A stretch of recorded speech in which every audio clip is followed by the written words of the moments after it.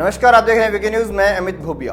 पूर्व विदेश मंत्री और बीजेपी की वरिष्ठ नेता सुषमा स्वराज के निधन के बाद कई सवाल आ रहे हैं कि उनके परिवार में कौन है, उनका व्यवसाय क्या है, वो क्या करते हैं। तो आज हम वीके न्यूज पर लाए हैं आपके लिए उनके परिवार के बारे में एक खास रिपोर्ट। हरियाणा में जन्मी सुषमा का प्रेम विवाह 1975 में इमरजेंसी के दिनों में स्वराज कौशल के साथ हुआ। शादी के बाद सुषमा ने अपने नाम के पीछे अपने पति का नाम स्वराज जोड़ लिया। अब सुषमा शर्मा से वो सुषमा स्वराज हो गई। सुषमा के पति स्वराज कौशल भारत के एक क्रिमिनल वकील हैं जो 34 वर्ष की आयु में भारत के सबसे युवा एडवोकेट जनरल बने। सन 1990 से 1993 तक मिजोरम के गवर्नर रहे।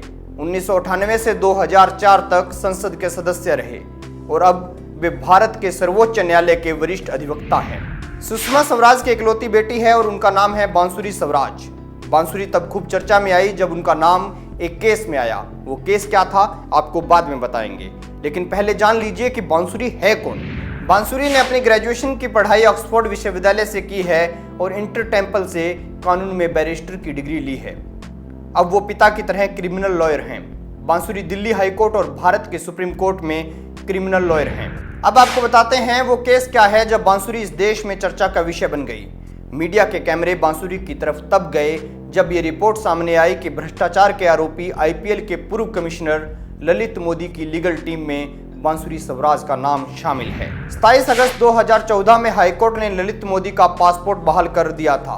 तब बांसुरी अदालत में थी, जिसके बाद पासपोर्ट मामले में राहत मिलने पर ललित मोदी ने एक ट्वीट किया था और अपनी लीगल टीम को बधाई दी थी। इस ट्वीट में लीगल टीम के 8 लोगों के नाम शामिल थे, जिसमें महमूद अवधी, बांसुरी Swaraj, Roger Grayson, doctor R Maratha, बियांक हेमरिच, वेंकटेश दोष, अभिषेक सिंह, अंकुर चावला का नाम शामिल है।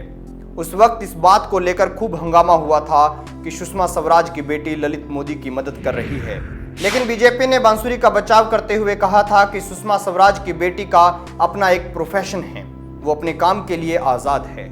सुषमा भी आज़ाद रही और अपनी बेटी को भी आज़ाद रखा। हरियाणा में जन्मी सुषमा स्वराज ने यूनाइटेड नेशन में भी अपना लोहा मनवाया और सुषमा जी इस देश को बेटी के तौर पर तो मुझ जैसे युवाओं को एक मां के तौर पर हमेशा याद आती रहेंगी।